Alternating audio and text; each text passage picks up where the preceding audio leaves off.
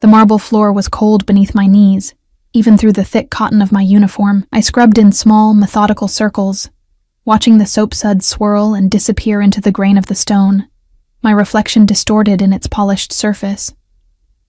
The mansion was silent at this hour, that heavy, expensive kind of silence that only existed in houses too large for the people living in them.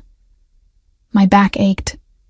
It always did by Thursday afternoons, after 3 days of climbing stairs, reaching into corners, making invisible the evidence that anyone lived here at all. But I needed this job, desperately. The kind of desperate that makes you swallow your pride, ignore the burning in your shoulders, and smile at people who look through you like you're made of glass. I wrung out my cloth and sat back on my heels, pressing my fingers into the small of my spine. Through the tall windows, I could see the manicured gardens stretching out toward the gates that required a code, a scan, and probably a blood oath to open. Everything here was controlled, monitored, safe for the people who mattered. I wasn't one of those people. The other maids had warned me about this place when I'd started 2 months ago. Don't ask questions. Don't look too long. Don't be anywhere you're not supposed to be. Mrs. Chen, the head housekeeper, had been especially clear. Mr. Salvatore doesn't like disruptions. You do your work. You stay quiet. You go home. I'd seen him exactly twice, both times from a distance, a tall figure in a dark suit, flanked by men who wore their danger like cologne. He moved through his own home like a storm passing through, brief and absolute. I'd pressed myself against walls, made myself smaller, invisible. That was the trick to surviving in places like this. Become nothing. The clock in the hallway chimed 3. I gathered my supplies and stood, my knees protesting. I had 1 more floor to finish before I could leave, before I could take the 2 buses back to my cramped apartment and collapse into bed. Tomorrow I'd do it all again. As I climbed the back staircase, the one the staff used, the one tucked away from the main house, I heard it. Music. Faint, tinny, coming from somewhere above. My steps slowed. This floor was supposed to be empty. Mrs. Chen had said the family wing was off limits this week. I should have turned around, should have gone back downstairs and minded my business. But the music was wrong. Not wrong in melody, but wrong in context. It was a children's song, something bright and cheerful, echoing through these cold, adult halls. My curiosity, that stupid, dangerous thing, pulled me forward. The door at the end of the hallway was cracked open, warm light spilling through the gap. I approached slowly, my cleaning caddy suddenly feeling loud, every item rattling like an alarm. Through the opening, I could see a bedroom. Not just any bedroom. A little girl's room, all soft pinks and whites, stuffed animals lined up on shelves, a canopy bed with gauze curtains, and in a wheelchair by the window sat a child. She couldn't have been more than 7. Dark curls framing a face so pale it seemed translucent. Her hands lay motionless in her lap, her head tilted at an angle that suggested someone had positioned it there. She stared out the window with eyes that held an awareness too heavy for someone so small. The music came from a tablet propped on a nearby table, playing the same song on repeat. Some animated characters danced across the screen, their movements jerky with the loop. My chest constricted. I'd cleaned this entire house for 2 months and never knew she existed. A child. A lonely child in a wheelchair, left alone with a tablet for company. Before I could think better of it, I pushed the door open wider and stepped inside. "Hi there," I said softly. She didn't turn. Didn't react at all. I moved into her line of sight, and finally, those dark eyes shifted to me. They were beautiful eyes, I realized. Deep brown, almost black, with long lashes. Her father's eyes, though I'd never been close enough to him to really see.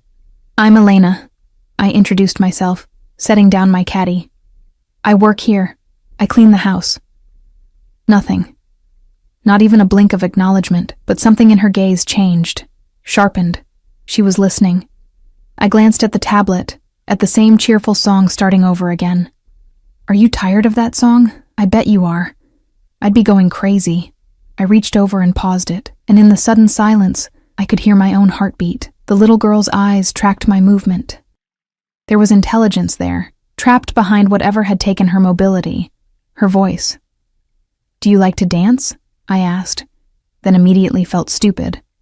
Of course she couldn't dance, but her eyes did something, widened just slightly, interest maybe, or memory. An idea formed, reckless and completely inappropriate for someone who needed to keep this job. But looking at this child, at the loneliness radiating from her like cold from ice, I couldn't stop myself. I used to dance, I told her, moving to the center of the room. Before everything got complicated. My mama taught me. She said dancing was the only time we were allowed to forget our troubles. I pulled out my phone, scrolled to a song I hadn't listened to in months. Something with a rhythm that used to make my body move without thinking. I set it on the dresser, turned up the volume, and as the first notes filled the room, I began to move. It felt awkward at first. I was in my ugly uniform, my hair tied back in a practical bun, my body tired from hours of work, but slowly, muscle memory took over. My hips swayed, my arms lifted, my feet found the rhythm. I wasn't good. I'd never been trained, never had lessons. But I was genuine. I danced the way my mama had taught me, with feeling instead of technique. I danced around the room, making faces, spinning in clumsy pirouettes, exaggerating my movements to make them dramatic and silly. And then I saw it. The corner of the little girl's mouth twitched. Not quite a smile, but something close. Something that looked like joy trying to break through. Emboldened, I danced closer to her wheelchair, moving my arms in wide, sweeping motions, narrating my movements in a silly voice. And now, the princess twirls through the enchanted forest, where the trees are made of candy and the birds sing opera. Another twitch. Definitely almost a smile. I was laughing now, breathless, moving without thinking about how ridiculous I looked. For a moment, we were just two people in a room, and she wasn't trapped in that chair, and I wasn't a maid who'd probably get fired for this. The music swelled toward its crescendo, and I spun one final time, arms extended, head back, and froze. In the doorway stood a man in a black suit, and even without having seen him up close before, I knew exactly who he was. Domenico Salvatore, the owner of this house, the man whose name the other maids whispered with fear. But it wasn't fear that stopped my breath. It was the way he looked at me.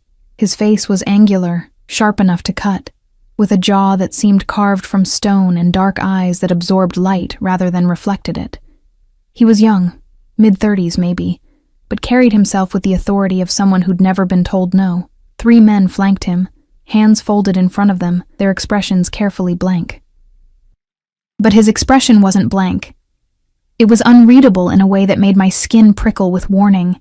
He stared at me like I was a puzzle he was trying to solve, or a threat he was calculating how to eliminate. Time stretched. The music continued playing from my phone, inappropriately cheerful against the sudden tension. My voice came out as a rasp. I cleared my throat, felt heat flooding my cheeks. I'm so sorry, Mr. Salvatore. Your daughter seemed... Valentina, he said, and his voice was nothing like I'd expected. It was quiet, controlled, but it carried. The kind of voice that didn't need volume to command a room. He moved past me without another glance, walking to the wheelchair, with steps that were too measured, too careful. He crouched down in front of the little girl, Valentina, and his entire demeanor shifted. The dangerous edge softened into something else. Something that made my chest ache to witness. Gentleness, devotion, fear barely contained. Piccola, he murmured, reaching up to adjust a curl that had fallen across her forehead. Did this woman bother you? He asked it like a genuine question, like her answer mattered, even though we both knew she couldn't give one. But he watched her face with complete attention, reading something in her expression that I couldn't see. Papa, one of the men behind him said quietly, urgently. A warning. Domenico held up one hand, silencing him without turning around. His eyes never left his daughter's face. Did she make you uncomfortable, Valentina? And then, I almost missed it. Valentina's eyes moved, deliberately, from her father's face to mine and back to him. Then her mouth, that mouth that had almost smiled, curved just slightly at one corner. Domenico went completely still. The change was so subtle I might have imagined it. A catch in his breath, a widening of his eyes. He straightened slowly, turned to face me, and the look he gave me was different now, not threatening, not welcoming either. Something else entirely, hungry. "What's your name?" he asked. "Elena Russo, sir." My voice shook despite my efforts to steady it. "How long have you worked here, Elena Russo?" 2 months, sir." And in 2 months, no one thought to mention that I have a daughter who needs companionship? This he directed over his shoulder at the men in the doorway, and even though his voice remained quiet, they all flinched. "Sir, Mrs. Chen coordinates all the—" one of them started. "I don't care what Mrs. Chen coordinates." Still quiet. Still deadly. "My daughter has been alone in this room, and this girl," he gestured to me without looking, "is the first person in 2 months to notice she's not a piece of furniture." He turned back to me, and I felt pinned by his gaze. "You made her smile." It wasn't a question, but I nodded anyway. "She hasn't smiled in 8 months. Not since the accident that put her in that chair." His jaw worked, a muscle twitching beneath the skin. "You made her smile by dancing." "I'm sorry, I know I shouldn't have. Be here tomorrow. Same time." He pulled something from his inner pocket. A business card, I realized. Black with silver lettering. He held it out to me. "Give this to Mrs. Chen. Tell her you're to spend 2 hours with Valentina every afternoon. Your cleaning schedule will be adjusted." I took the card with trembling fingers. Up close, I could smell him. Expensive cologne mixed with something else. Something dark and smoky, like burned wood. Power, I realized stupidly. Power had a smell. "I don't understand," I whispered. "My daughter smiled," he repeated, as if that explained everything. "That means you're valuable, and things that are valuable to me." His eyes traveled over my face, my shoulders, my hands still clutching the card. "I protect them very carefully." It should have sounded reassuring. Instead, it sounded like a threat and a promise wrapped in velvet. One of the men cleared his throat. "Boss, the meeting with the Calabresi family will wait." Domenico reached out. I flinched before I could stop myself, and very gently plucked my phone from where I'd left it on the dresser. He looked at the screen, at the song still playing, and something flickered across his face. Then he handed it back to me, his fingers brushing mine for just a second. That brief touch felt like a brand. "Tomorrow," he said again. 3 o'clock. Don't be late." He turned back to Valentina, pressed a kiss to the top of her head, murmured something in Italian I couldn't catch. Then he walked past me toward the door, his men falling into formation around him. At the threshold he paused, turned his head just slightly, not enough to look at me fully, but enough that I saw his profile, the sharp line of his nose, the dangerous curve of his mouth. "Elena," he said, my name foreign and intimate on his tongue, "if you ever scare my daughter, make her uncomfortable, or give me any reason to doubt your intentions." He didn't finish the sentence, didn't need to. Then he was gone, and I was alone with Valentina and the echo of a warning that felt less like protection and more like possession. I looked down at the card in my hand. The silver lettering spelled out a phone number, nothing else. On the back, written in sharp, decisive handwriting, for Valentina, personal protection. DS. My hands were shaking so hard I nearly dropped it. What had I just done? What had I just walked into? Valentina made a small sound. Not quite a laugh, but close. When I met her eyes, they were bright, more alive than they'd been since I'd entered the room. She looked happy, and despite the fear coiling in my stomach, despite the warning bells clanging in my head, despite everything I knew about dangerous men and the people who got too close to them, I found myself smiling back. "I guess I'll see you tomorrow, Pequeña," I whispered. Outside, I heard car doors slamming, an engine starting. Through the window, I watched a black SUV with tinted windows pull away from the house, flanked by 2 more identical vehicles.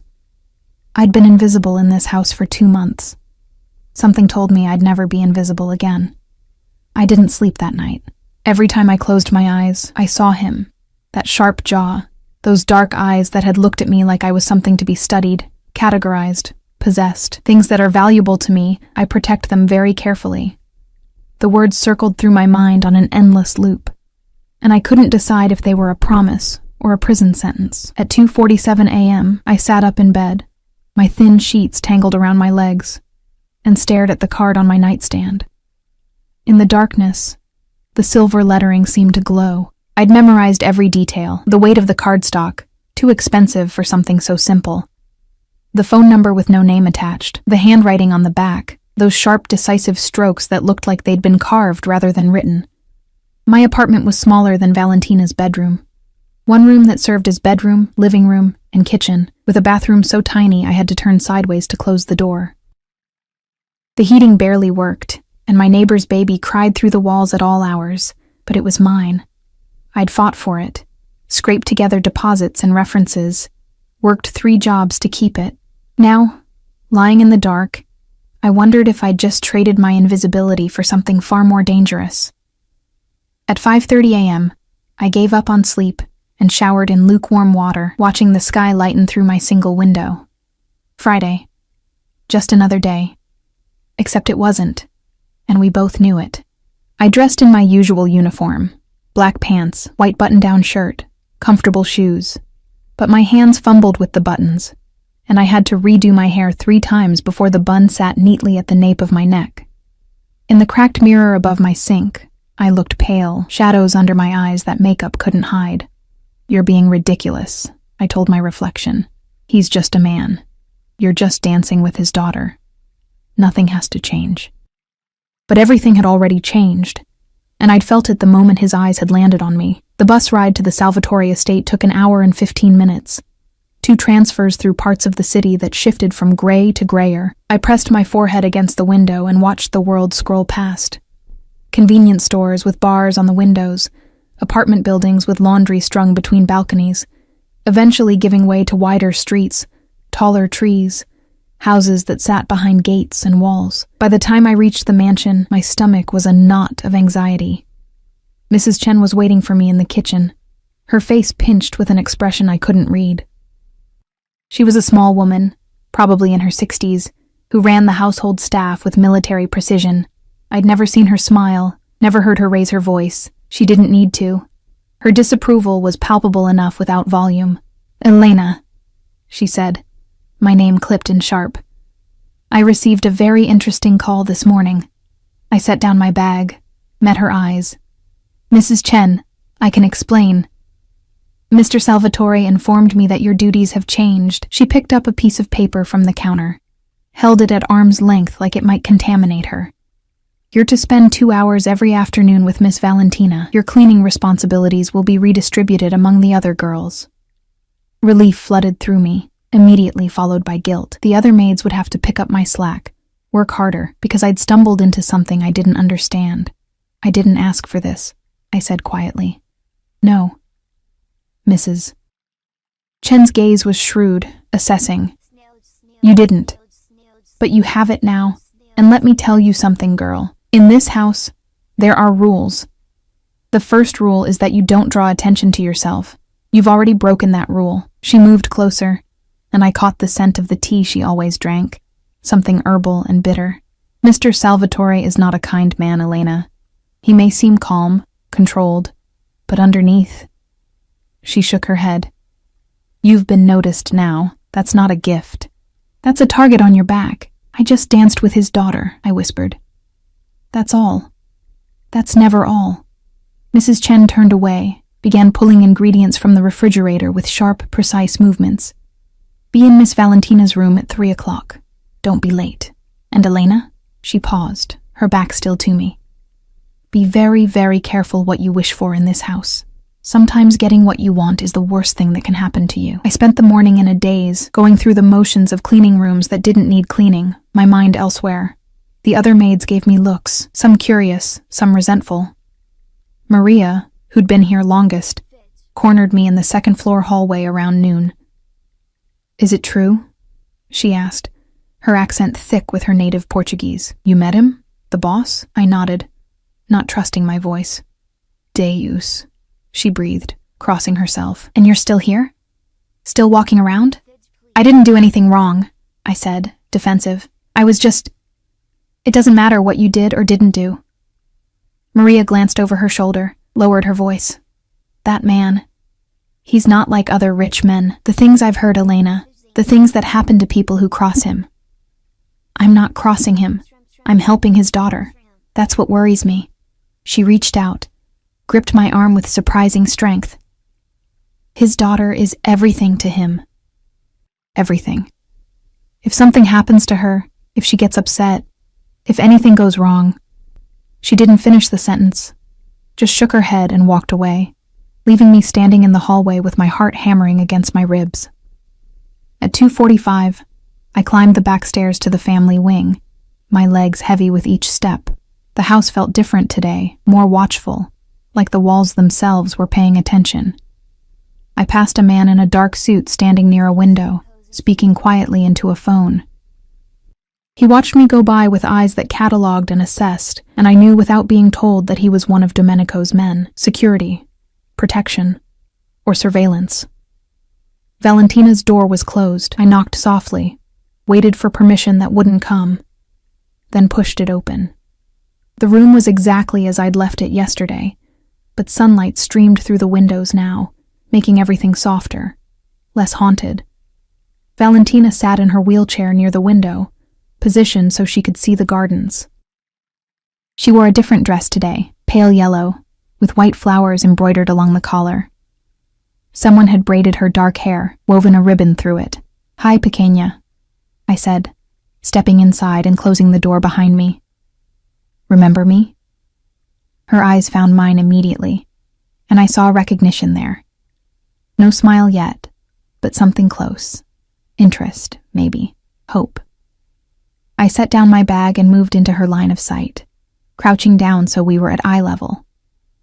"I brought something for you today." I pulled out my phone, scrolled through my carefully curated playlist. "I thought maybe we could try different kinds of dancing. See what you like best." I pressed play, and salsa music filled the room. Fast, rhythmic, alive with brass and percussion. I started moving, letting the music guide my hips, my shoulders, my feet. I narrated as I went, keeping my voice light and silly. This is how my mama danced when she was happy. She'd grab my hands and spin me around the kitchen until I was dizzy, I demonstrated, spinning with my arms out, nearly knocking over a lamp. Okay, maybe we need more space. That got me something. A tiny sound from Valentina's throat, almost like a laugh. Emboldened, I changed the song.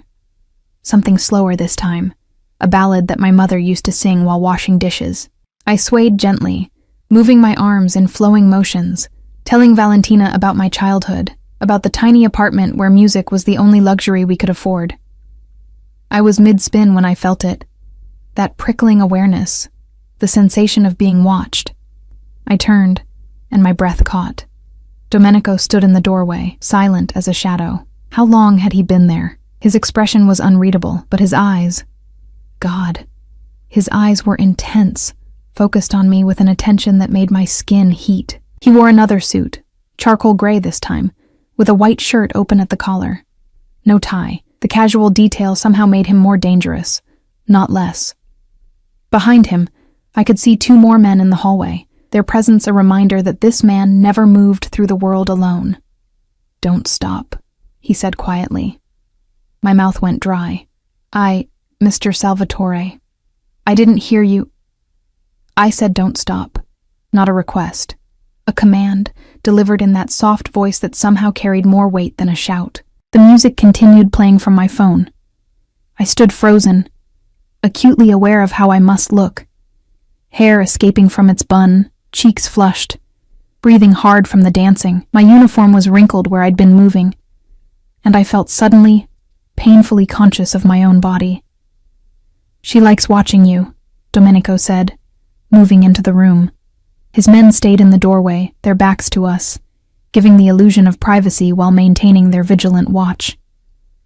"Valentina, when you dance, she focuses. She's present.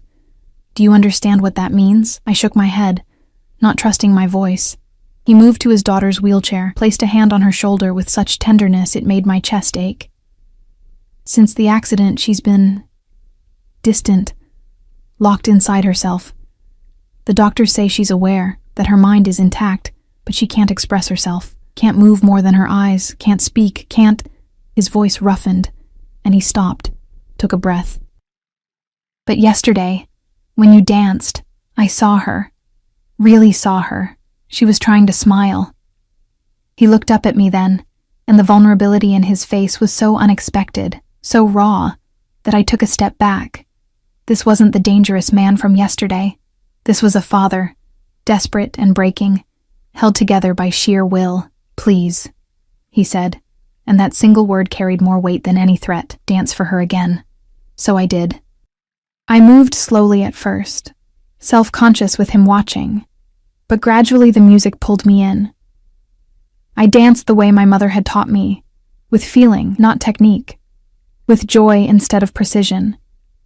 I told stories with my body, narrated adventures about princesses and dragons, made exaggerated faces that pulled tiny reactions from Valentina. And all the while, I felt Domenico's gaze on me like a physical touch.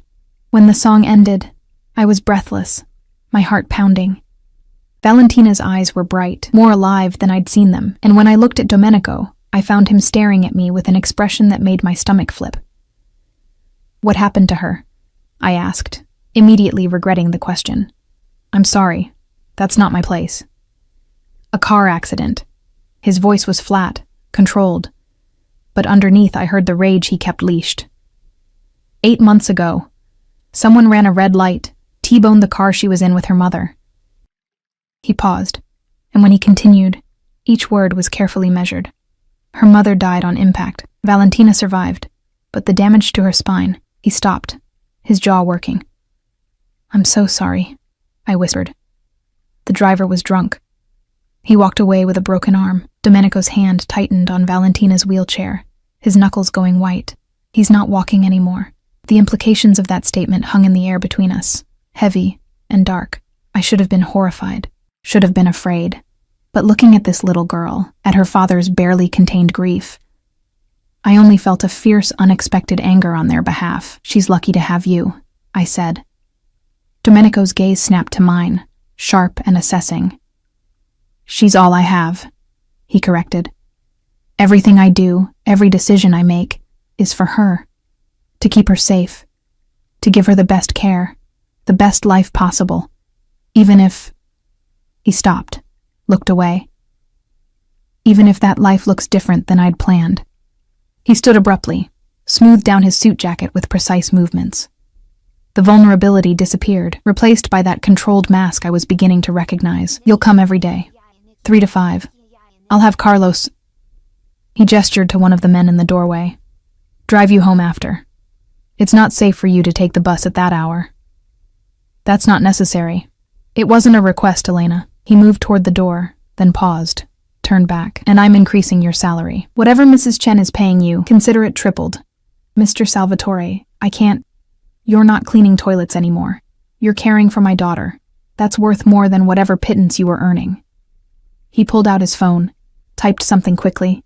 "What's your bank account information?" "I don't understand why—" "Because you made her smile." He said it like that explained everything, like that simple act had fundamentally shifted something in his world. Because in 8 months, countless doctors, therapists, specialists, none of them could do what you did in 5 minutes. Because you're valuable to me now, Elena, and I take care of what's valuable to me. There it was again. That phrase that sounded like protection, but felt like possession. "I need to know you're safe," he continued, his voice dropping lower. "I need to know you're fed, rested, able to be here for Valentina without worrying about rent or bus fare or whatever other concerns occupy women in your position." "Women in my position," I repeated, bristling at the casual dismissal. "You mean poor women?" His eyes flashed with something, surprise maybe, that I'd pushed back. "I mean women who work themselves to exhaustion for barely enough to survive. Don't be offended by facts, Elena. I'm offering you a better situation. Take it." "And if I don't want to?" The air in the room changed, thickened. Domenico took a step toward me, and despite every instinct screaming at me to retreat, I held my ground. "Then you'd be very foolish," he said softly.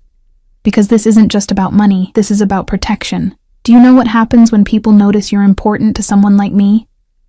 When they see you entering my home every day, leaving in my cars?" I shook my head, my mouth dry.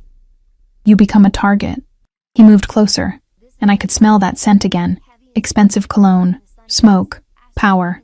Anyone who wants to hurt me, to get to me, they'll look for weaknesses. And Valentina is my weakness, which means anyone close to her. He let the sentence hang. Are you trying to scare me? My voice came out shakier than I'd intended. I'm trying to protect you. His hand came up, and I flinched, but he only reached past me to adjust the curtain behind my shoulder, letting in more light. His arm brushed against mine, and that brief contact sent electricity skittering across my skin. Whether you want it or not, Elena, you're under my protection now. That means Carlos drives you. That means you accept the salary increase. That means if anyone makes you uncomfortable, threatens you, even looks at you wrong, you call the number on that card I gave you. This is insane, I whispered. This is my world. He stepped back, and I could breathe again. And you walked into it the moment you decided to dance for my daughter. So the question isn't whether you want my protection. The question is whether you're smart enough to accept it. He moved to the door, his men straightening as he approached. At the threshold, he looked back one more time. Same time tomorrow, Elena, and... His gaze traveled over me, lingering in a way that made heat pool in my stomach. Wear something you can move in. If you're going to dance, you should be comfortable. Then he was gone, and I was left standing in a shaft of sunlight, my heart racing, my mind spinning with the realization that my life had just been reorganized without my permission. I looked at Valentina, who watched me with those knowing eyes. Your father is... I started, then stopped, unsure how to finish that sentence.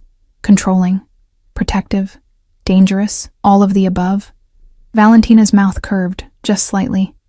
Not quite a smile, but close. And despite everything, despite the fear curling in my gut, despite Mrs. Chen's warnings, despite the fact that I'd just been claimed by a man who clearly didn't understand the word no, I found myself smiling back. Yeah, I whispered. I know. I'm in trouble, aren't I? Outside, I heard the SUVs starting, heard the heavy gates opening and closing. Through the window, I watched the convoy disappear down the long driveway.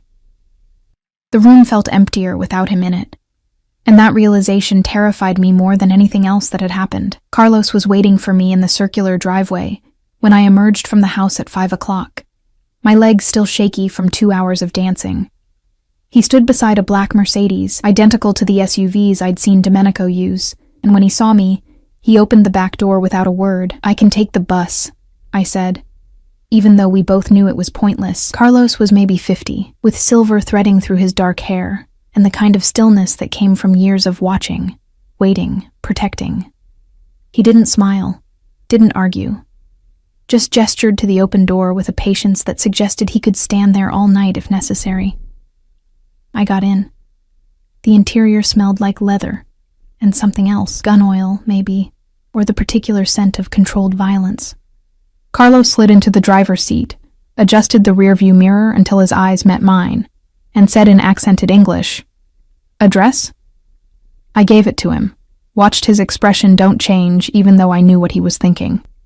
My neighborhood wasn't dangerous exactly, but it wasn't safe either. The kind of place where you kept your head down and your doors locked, where police sirens were background music. We drove in silence. Carlos took a route I didn't recognize, winding through parts of the city I'd never seen, and I realized he was checking for tails, for anyone following. The thought sent a chill down my spine. Has he always been like this? I asked, surprising myself. Mr. Salvatore. So, controlling? Carlos's eyes flicked to mine in the mirror. For a moment I thought he wouldn't answer. Then, the boss protects what's his, always has. But since Miss Valentina's accident... He paused, choosing his words carefully. He's become more vigilant, can't blame him. He lost his wife, almost lost his daughter. Man like that, he doesn't take chances anymore. But I'm not his, I said quietly. I'm just someone who works for him. Carlos made a sound that might have been a laugh or a warning. You made his daughter smile, that makes you his. The words settled into my chest like stones. When we pulled up in front of my building, a 4-story walk-up with peeling paint and a broken intercom, Carlos got out first. He scanned the street with practiced efficiency, his hand resting near his hip in a way that suggested a weapon wasn't far. Only when he seemed satisfied did he open my door. "5th floor," he said, not a question. "How did you—" "Boss asked. I found out." He pulled out a phone, typed something quickly. "I'll be here tomorrow at 2:30 to pick you up. Don't leave before I arrive. I can get there myself. Miss Russo." He used my last name for the first time, his voice firm. "I have orders. The boss gave me 2 jobs. Keep you safe, and make sure you get to Miss Valentina. I take my job seriously, so please, don't make this difficult." I wanted to argue, to assert some kind of independence, but looking at Carlos's expression, professional, immovable, I understood this wasn't personal. This was business. I was a job now, something to be protected and transported, whether I liked it or not. "Fine," I said, 2:30. I climbed the 5 flights to my apartment, my thighs burning from the stairs and the dancing. Inside, I locked both deadbolts, slid the chain into place, and leaned against the door, finally allowing myself to process everything that had happened. My phone buzzed. An unknown number. "Your first payment has been deposited. Check your account, DS." My hands trembled as I opened my banking app. The number that appeared made me sit down hard on my bed. 3 months' salary, deposited in a single transfer from an account labeled only DS Holdings. I stared at it until the screen went dark, then called my landlord and paid 3 months' rent in advance for the first time in my life. That night, I dreamed of dark eyes and soft commands, of dancing in a gilded cage while someone watched from the shadows. The weekend passed in a blur of restless energy.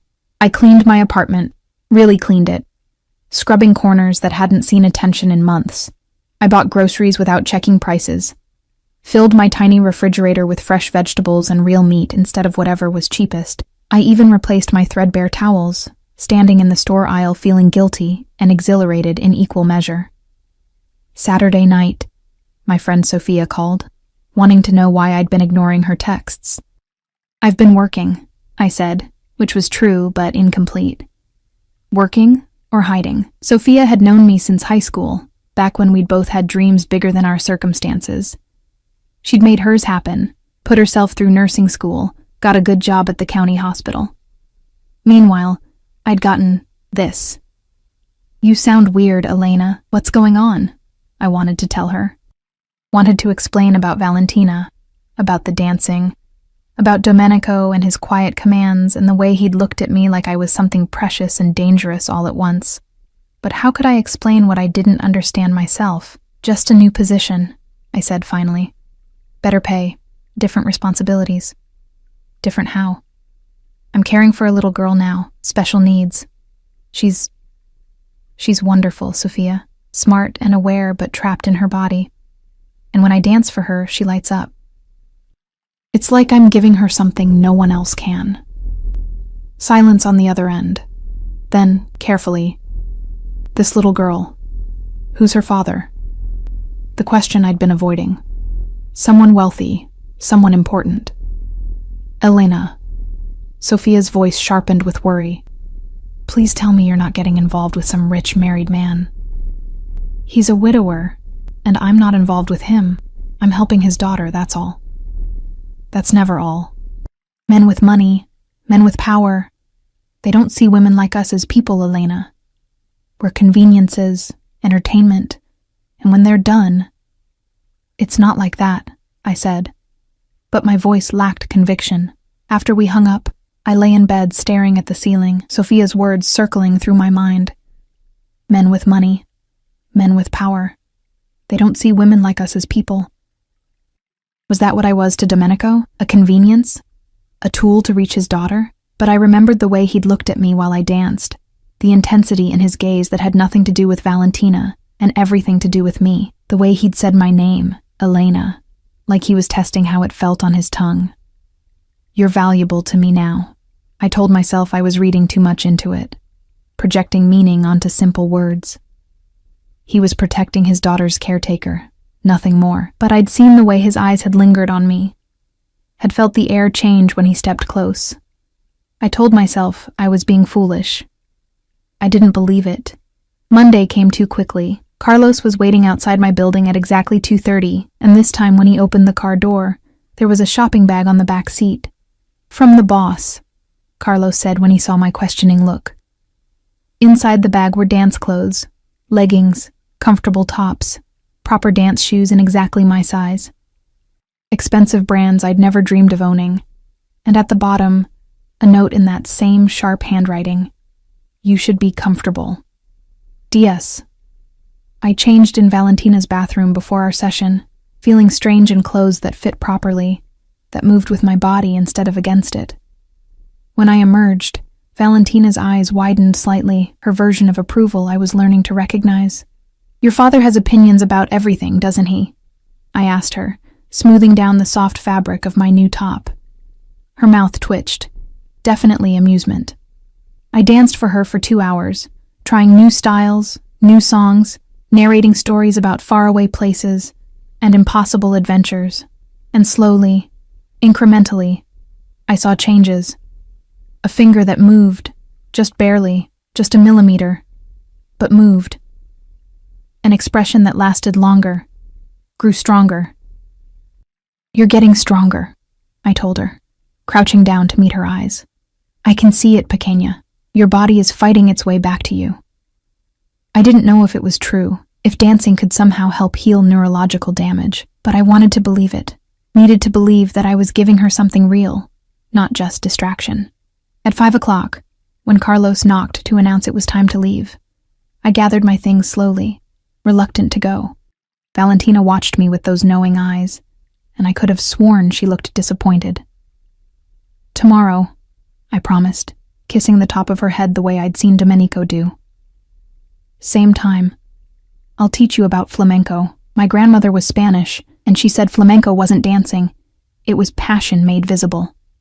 I was halfway down the back stairs when I heard voices. Male, angry, speaking rapid Italian. I froze, recognizing one of them. Domenico. "Don't care what the Calabresi family thinks they're owed. They touch my shipments again and I'll..."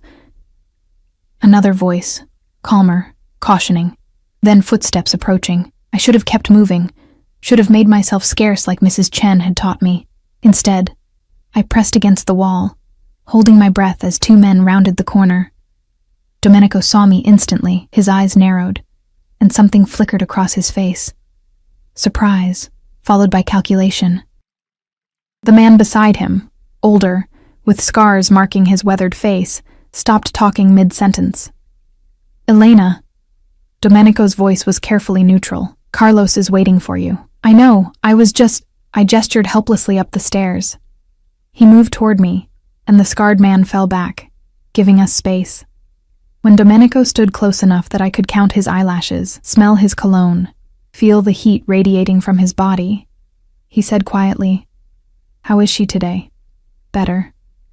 Stronger, I think." She moved her finger, just a little, but his hand came up, cupped my chin, tilted my face up toward the light. The touch was gentle, clinical almost, but my breath caught anyway. "You're exhausted," he observed. "You've been dancing for 2 hours straight. Are you eating enough? Sleeping?" "I'm fine," I managed. "That's not what I asked." His thumb brushed across my cheekbone, and I realized with embarrassment that I was trembling. "Carlos said you live alone. 5th floor walk-up. No elevator." "It's affordable," I said defensively. "It's unacceptable." He dropped his hand but didn't step back. "You can't care for Valentina if you're running yourself into the ground. I'm having my people look for something better. Closer to here, ground floor, better security." "No." The word came out sharper than I'd intended. "Mr. Salvatore, I appreciate everything you've done, but you can't just reorganize my entire life. I have an apartment. It's mine. I chose it." His jaw tightened. "Your apartment is in a neighborhood with 3 times the city's average crime rate. Last month alone, there were 2 muggings within a block of your building." "How do you know that?" "Because I make it my business to know everything about the people who matter to me." He said it like it was reasonable, like surveillance was a normal expression of concern. "You matter to me, Elena, because you matter to Valentina. Which means your safety is my responsibility. I'm not your responsibility. I'm an employee, You're more than that. The words hung between us, weighted with implications I wasn't ready to examine. Whether you accept it or not, the scarred man cleared his throat. Boss, we need to go. The meeting can wait. Domenico's eyes never left mine. Elena, I'm not trying to control you. I'm trying to keep you alive. Do you understand the difference? Honestly, no, because from where I'm standing, they look the same. Something that might have been respect flashed across his face. You're braver than I thought, or more foolish. I haven't decided which. Maybe both, I said. He smiled then, a real smile, brief and devastating, transforming his face from handsome to breathtaking. Maybe both, he agreed. Then, all business again. We'll discuss the apartment situation later. For now, go home, rest, eat something. Carlos will pick you up tomorrow. He stepped back, and I could breathe again. But as I moved past him toward the stairs, his hand caught my wrist. Not hard, not painful, just enough to stop me. Elena. His voice was low, meant only for me. Thank you. For what you're doing for her. For... He paused, seemed to struggle with words. For seeing her. Really seeing her, when so many others just see broken. My throat tightened. She's not broken, she's just... finding her way back. His grip on my wrist tightened fractionally, then released. Go.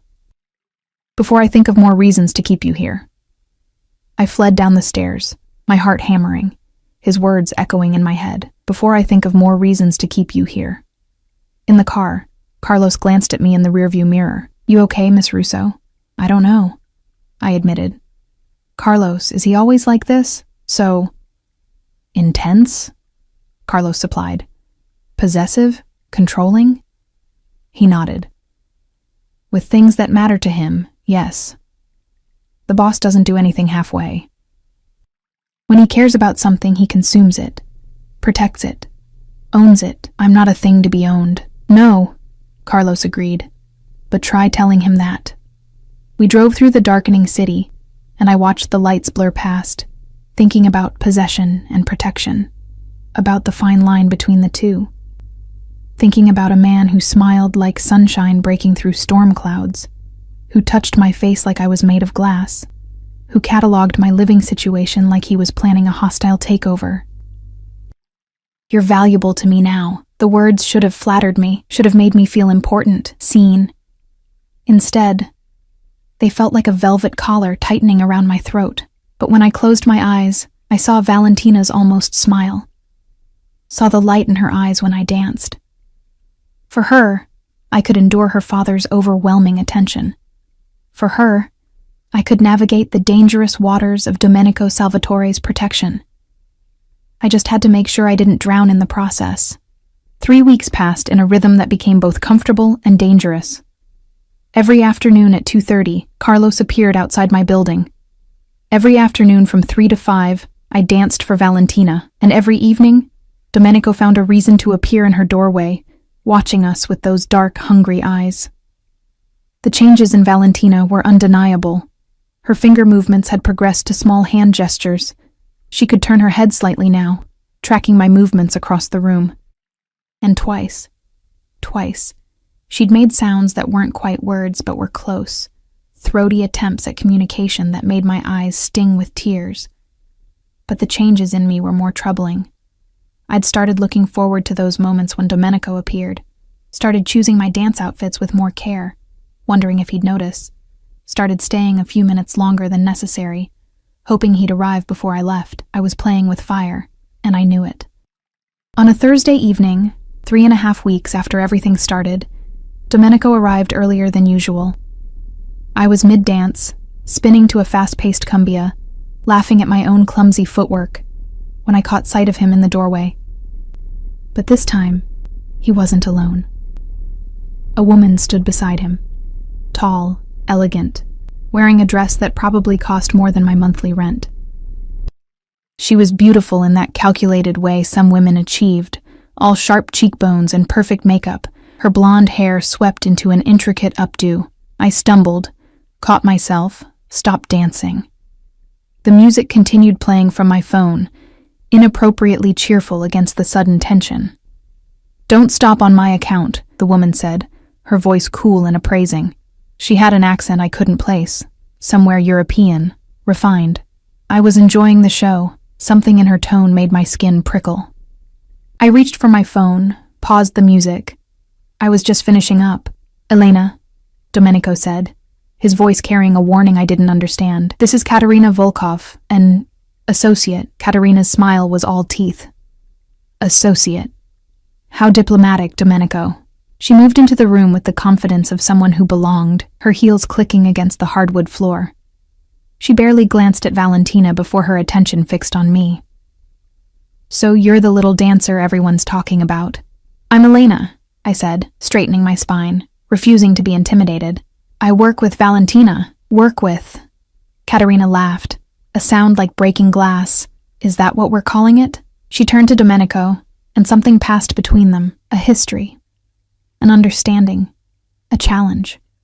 "You've always had interesting tastes, Caro, but I must admit this is unexpected." "Katerina." The single word was a warning, sharp and absolute, but she ignored him, circling me slowly, assessing. "Tell me, little dancer, do you know who Domenico really is, what he does?" "That's enough." Domenico's voice dropped to that dangerous quiet I'd learned to recognize. "Does she know about the Bratva negotiations? About what happened to the last person who tried to get close to Valentina without proper clearance?" Katerina's eyes glittered with malice. "Or does she think you're just a concerned father, paying generously for childcare?" My heart hammered against my ribs. I looked at Domenico, saw something in his face I'd never seen before. Genuine anger, barely contained. "Leave," he said to Katerina. "Now. I'm not finished." "Carlos."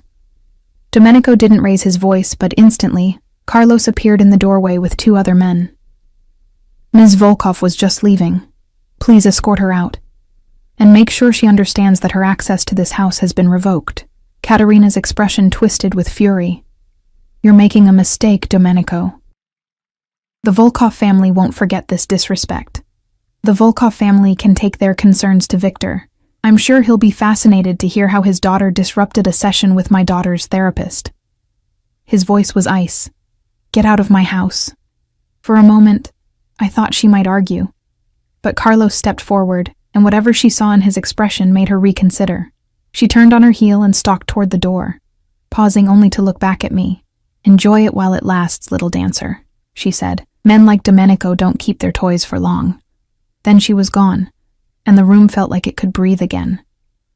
I looked at Valentina first. She'd gone rigid in her wheelchair, her eyes wide with distress. I moved to her immediately, crouching down, taking her small hand in mine. "Hey, pequeña," I whispered. "It's okay. She's gone. Everything's okay." But Valentina's eyes weren't on me. They were on her father, watching him with an intensity that suggested she understood more than anyone gave her credit for. Domenico ran a hand through his hair, disrupting its perfect styling, the first time I'd seen him anything less than completely composed. "Elena, I apologize. That was—" "Who was she?" I interrupted. "Really?" He sighed, moved to the window, stared out at the gardens. "Katerina Volkov, daughter of Victor Volkov, who controls most of the Russian operations in the city. We have business arrangements. Or we did, until recently." "And she knows Valentina? She's been here twice before, both times for meetings with her father. Both times she made Valentina uncomfortable." His hands curled into fists at his sides. "I should have banned her from the property after the first visit, but diplomacy required—" He stopped, shook his head. "It doesn't matter. She won't be back." I stood slowly, processing. Business arrangements, Russian operations. The casual way he spoke about banning people from his property, about family tensions that sounded more like mob politics than normal disagreements. "What you do," I said carefully. "Your business. It's not legal, is it?" Domenico turned from the window, and the look he gave me was assessing, calculating, deciding how much truth I could handle. "No," he said finally. "It's not." The confirmation should have terrified me. Should have sent me running for the door, calling for Carlos to take me home and never come back. But looking at him, at the tension in his shoulders, The protective way he positioned himself between me and the door, the softness in his eyes when he glanced at his daughter. I found I wasn't surprised. I'd known, on some level. The security, the careful routes Carlos took, the way people deferred to him with fear rather than respect. The conversations I'd overheard in Italian, the late-night meetings, the way he moved through the world like someone who made his own rules. Does it change things? He asked quietly. Knowing? I looked at Valentina, who watched us both with those intelligent eyes. Does it change why I'm here? Why she needs me? No. Then no, I said. It doesn't change things. Something shifted in his expression. Surprise, maybe, or relief. He moved toward me, and I held my ground even though every instinct screamed at me to retreat. He stopped close enough that I had to tilt my head back to meet his eyes. You're either very brave or very stupid, he said, echoing his words from weeks ago. Probably both, I answered, echoing mine. His hand came up, tucked a strand of hair behind my ear. The gesture was gentle, almost tender, but his eyes were fierce. Katerina was right about one thing. People talk about you. In my circles, people have noticed that I have someone new in my home, someone who matters to Valentina. That makes you visible, Elena, and visibility in my world is dangerous. You keep saying that, keep warning me, but you also keep pulling me deeper in. I know. His thumb traced the line of my jaw, and I shivered despite myself. I'm a selfish man, Elena. I see something I want, something that helps my daughter, and I take it. Protect it. Keep it. His voice dropped lower. I should let you go, should send you away before someone tries to use you against me. But I can't. Every time I try to think about Valentina without you, about this house without you dancing in it. He didn't finish the sentence, didn't need to. I'm not a thing to be kept, I whispered. No. You're a woman who makes my daughter smile, who moves like fire and looks at me like I'm not a monster.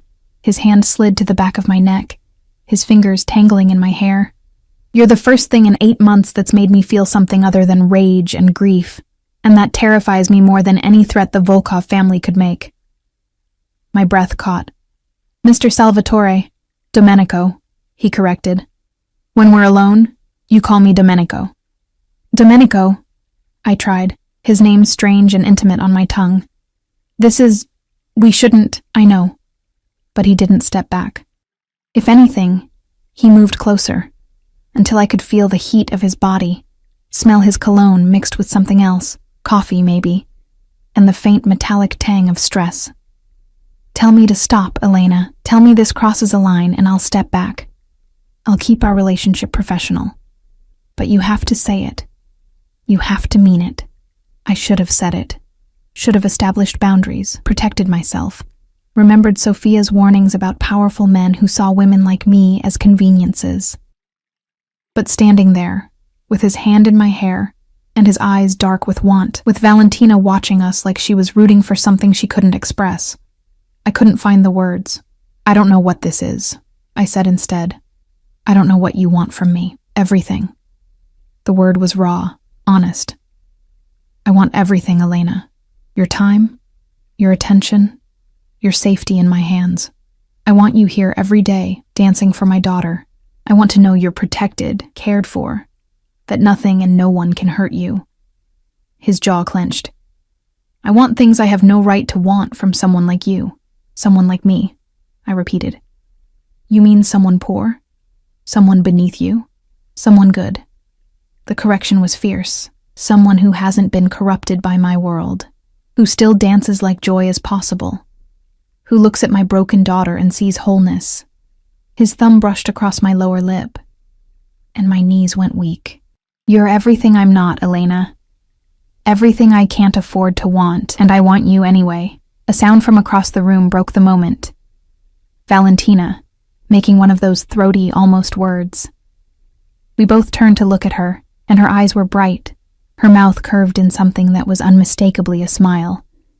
She was happy. Seeing us together made her happy.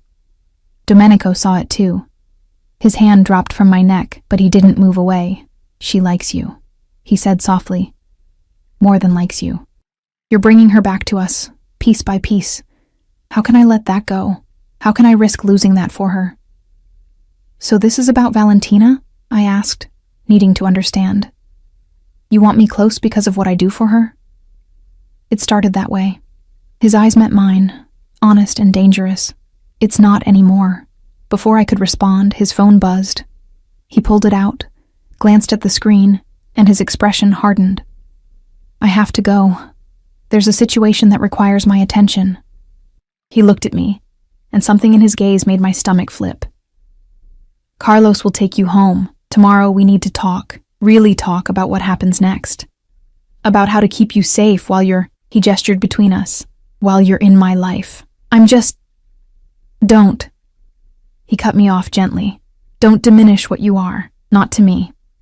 He moved to Valentina, pressed a kiss to her forehead, murmured something in Italian, then he was gone, leaving me standing in the middle of the room with my heart racing and my mind spinning.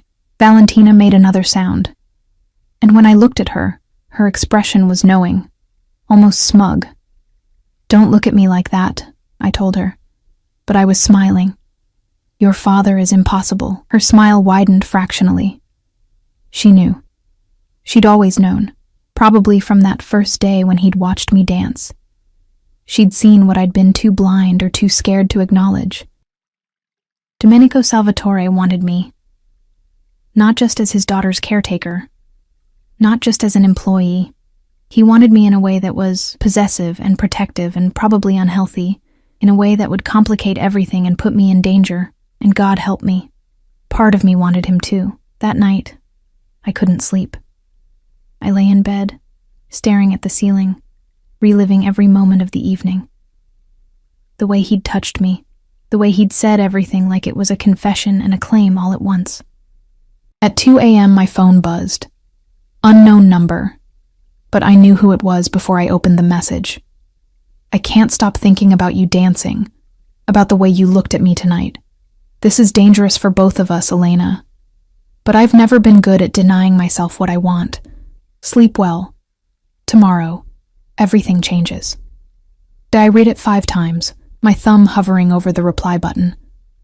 What could I say? That I was thinking about him too? That I could still feel the ghost of his hand in my hair? That I was terrified and exhilarated in equal measure? In the end, I didn't reply. I just lay there in the darkness, clutching my phone, wondering what tomorrow would bring, wondering if I was brave enough or foolish enough to find out. Outside my window, I heard a car engine idling. I got up, peeked through the curtains, and saw a black SUV parked on the street. One of Domenico's men, watching my building, protecting me, or making sure I couldn't run, maybe both. I closed the curtains and climbed back into bed. And this time when I closed my eyes, I didn't fight the dreams that came. Dreams of dancing in the dark while someone watched. Dreams of hands that held too tight and voices that promised things they shouldn't. Dreams of a little girl smiling and a dangerous man who'd decided I belonged to him. And the terrifying thing was, part of me wanted to belong.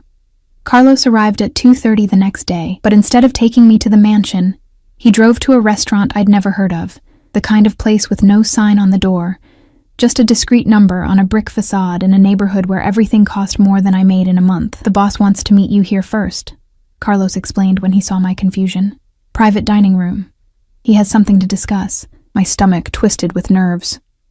"Tomorrow, everything changes," he'd written. I'd spent the entire morning alternating between anticipation and dread, changing my outfit 4 times before settling on a simple dress. Nothing fancy, but nicer than my usual clothes. I'd left my hair down, applied a touch of makeup, told myself it didn't matter, even as I knew it did. Carlos escorted me through a kitchen where chefs worked in silent efficiency, down a hallway lined with expensive art, to a door at the very back. He knocked once, then opened it for me. "I'll be right outside," he said, something almost like sympathy in his eyes. The room was small, intimate, a single table set for 2, candles flickering even though it was mid-afternoon, windows overlooking a private garden. And standing by those windows, his back to me, was Domenico. He'd shed his suit jacket, wore only dark slacks and a white shirt with the sleeves rolled to his elbows. I could see the tension in his shoulders, the way his hands were clenched at his sides. He didn't turn when I entered, just spoke to the glass. "Close the door, Elena." I did, my heart hammering. The click of the latch felt final, like sealing myself into something I couldn't escape. "You're afraid of me," he said, still not turning. "I can tell. The way you hesitate before entering a room I'm in.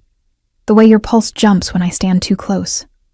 Now he turned, and his eyes were dark, intense. "I need you to understand something.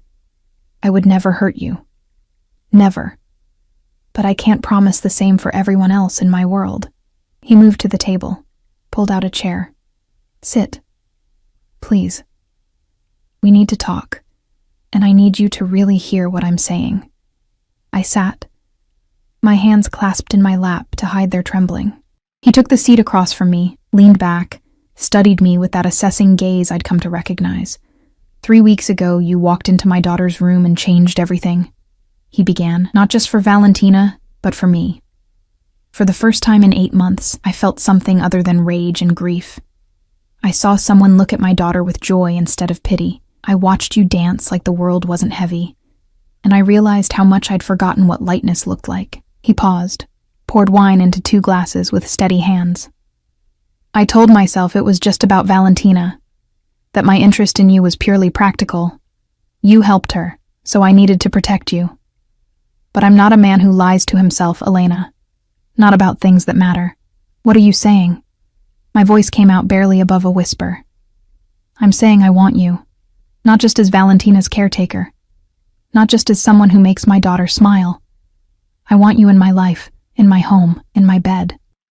He said it plainly, without artifice. "I want to take care of you, protect you, give you everything you've never had, and I want your time, your attention, your presence beside me." My breath caught. "You're asking me to be your, what? Girlfriend? Mistress? I'm asking you to be mine." He leaned forward, and the candlelight caught the sharp planes of his face. "In whatever way you'll have me. I know what I am, Elena. I know what I do. I've built an empire on violence and fear, and I won't apologize for it. But with you..." He stopped, seemed to struggle for words. "With you, I want to be something else. Someone who deserves the way you look at me. And if I say no..." Pain flashed across his face. "Then you say no. I won't force you, won't coerce you. You'll still have your position with Valentina, still have the same salary, the same protection. But I need to know, Elena. I need to know if there's any possibility that you feel even a fraction of what I feel when I look at you." I should have said no, should have drawn clear boundaries, protected myself from the inevitable complications. But sitting there, with his eyes on mine and his confession hanging in the air between us, I couldn't lie. "I think about you," I admitted, my voice shaking. "When I'm home, when I'm dancing for Valentina, when I'm trying to sleep. I think about the way you look at me, the way you touched my face, the way you said my name like it meant something. And it terrifies me, Domenico, because men like you don't want women like me. Not really. Not for keeps. You're wrong." He reached across the table, took my hand in his. His palm was warm, calloused in unexpected places. "I've had women who wanted my money, my power, my name. Beautiful women, accomplished women, women from families as powerful as mine. And I felt nothing. Nothing, Elena. But you walk into a room and I can't breathe. You dance and I forget everything else exists. You smile at my daughter and I want to give you the world just to see if you'll smile at me the same way. This is crazy," I whispered. "We barely know each other. I know you work yourself to exhaustion because you're terrified of being poor again. I know you dance like your mother taught you, with feeling instead of technique. I know you see beauty in broken things, possibility where others see only loss. I know you're brave enough to push back when I'm being unreasonable and kind enough to forgive me when I overstep." His grip on my hand tightened. "I know enough, Elena. The question is whether you know enough about me to take this risk." "I know you're dangerous," I said. I know you do things that are illegal, probably immoral. I know people fear you, that you have enemies who would use me against you. I know you're controlling and possessive and you don't understand the word no. And? His eyes searched mine. And I know you love your daughter more than anything in the world. I know you grieve your wife even while you're offering yourself to me. I know you're capable of gentleness even though you've built your life on violence. I know you see me, really see me, in a way no one else ever has. Something in his expression cracked open. Then take the risk. Be with me. Let me show you what it's like to be cherished, protected, wanted for exactly who you are. What happens when you get bored? I asked, voicing my deepest fear. When the novelty wears off and you realize I'm just a girl who cleans houses and dances badly, what happens to me then? He stood abruptly, moved around the table, pulled me to my feet. His hands framed my face, tilting it up to meet his eyes, and the intensity there stole my breath. I don't get bored with things that matter, he said fiercely. I don't discard what's valuable. And you, Elena Russo, are the most valuable thing that's walked into my life since my daughter was born. So no, I won't get bored. I won't tire of you. If anything, I'll become more obsessed, more possessive, more determined to keep you close. His thumb brushed across my lips. The question isn't whether I'll stay interested. The question is whether you can handle how much I want you. Then he kissed me. It wasn't gentle. Wasn't the careful, considerate first kiss of someone testing waters. It was consuming, possessive, a claim and a promise and a demand all at once. His hands tangled in my hair, angled my head for better access, and I melted against him, my hands fisting in his shirt, pulling him closer even as some rational part of my brain screamed warnings. When he finally pulled back, we were both breathing hard. His eyes were nearly black, his control clearly fraying. Say yes, he demanded, his voice rough. Say you'll try this. Give me a chance to prove I can be what you need.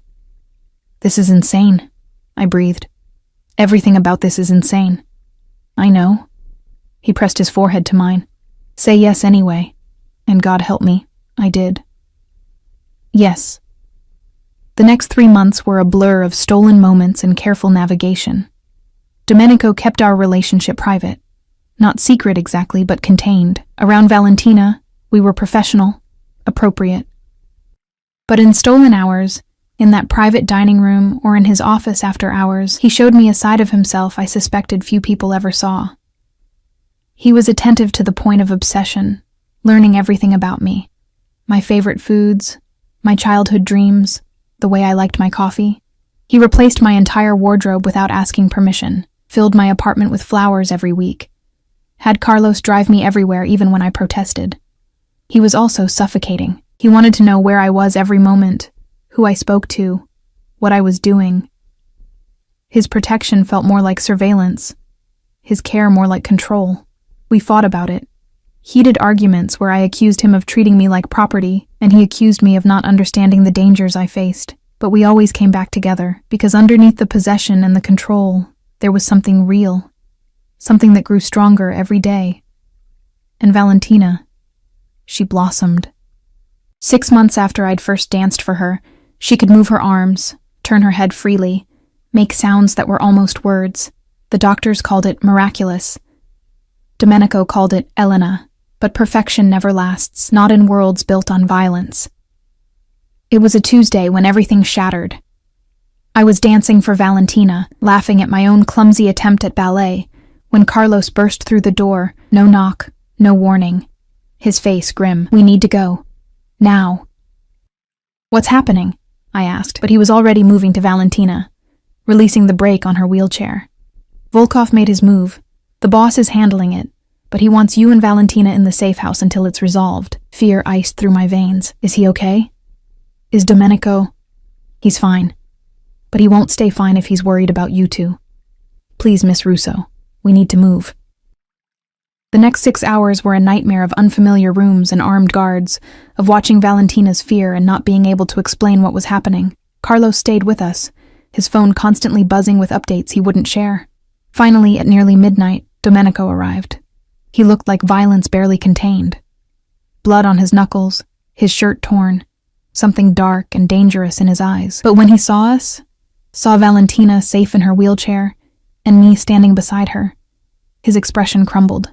He went to his daughter first, dropped to his knees in front of her wheelchair, pressed his face to her lap.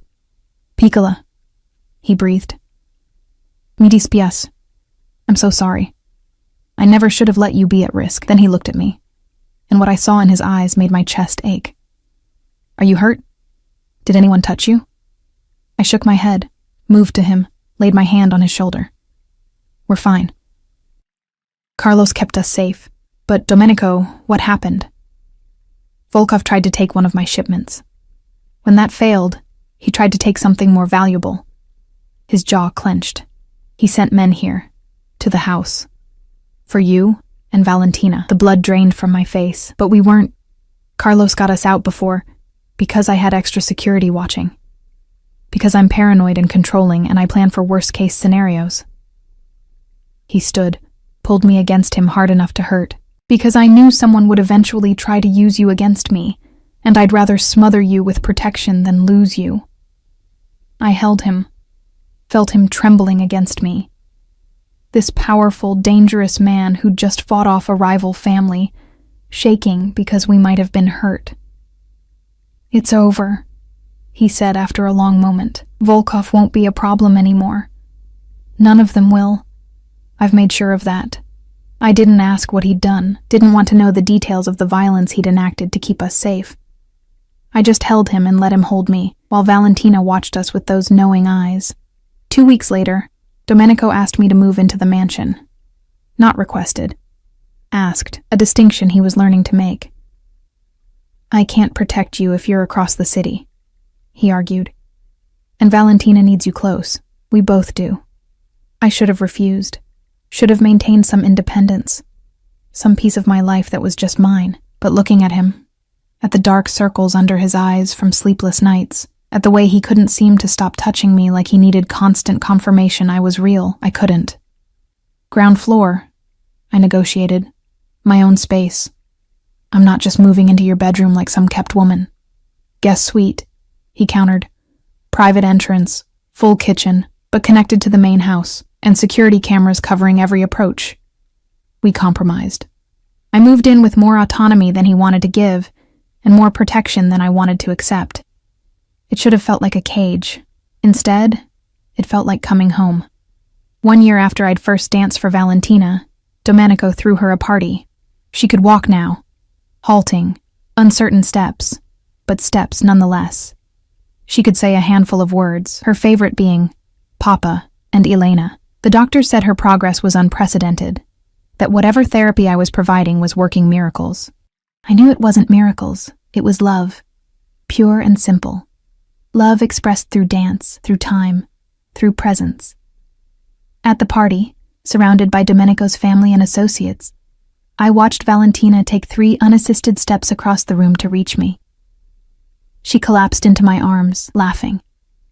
Actually laughing, a sound I'd never thought I'd hear, and buried her face in my shoulder. "Love you," she whispered. The words imperfect but unmistakable. My eyes filled with tears. "I love you too, pequeña." When I looked up, Domenico was watching us, and the expression on his face was unguarded, raw.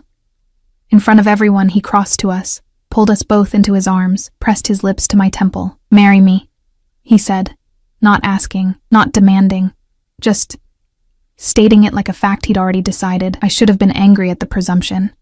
Instead, I laughed. "Is that a proposal or a command?" "It's whatever you need it to be." His arms tightened around us. "I'm asking you to be my wife, Elena. To be Valentina's mother in all the ways that matter.